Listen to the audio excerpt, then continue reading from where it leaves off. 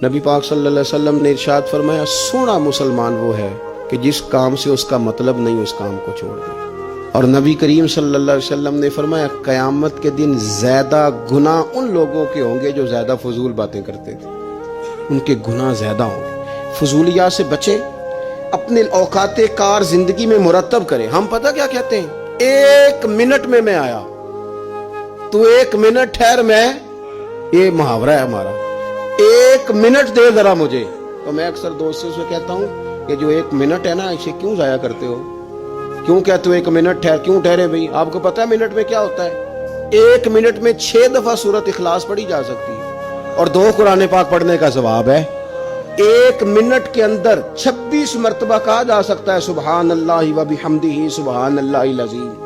और ये वो कलिमात हैं कि नबी पाक अलैहिस्सलाम ने फरमाया, जुबान से कहने आसान है, मिज़ान अमल पर इनका बड़ा वजन है, और ये तुम्हारे रब के बड़े प्यारे जुमले हैं, अल्लाह को बड़े महबूब हैं ये कलिमात। आप देखें, सुबहान अल्लाह ही, अल्हम्दुलिल्लाह ही, अल्लाहु अकबर, ये कितनी दफा पढ़ा जा सकता है?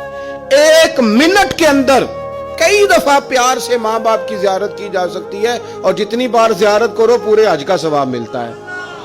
1 मिनट के अंदर फोन उठा के किसी मरीज की इजाजत की जा सकती है। और मेरे नबी पाक सल्लल्लाहु अलैहि वसल्लम ने फरमाया, जब तू मरीज की इजाजत करता है तो खुदा की रहमत का दरिया बह रहा था, तूने उसमें गोता लगा लिया है।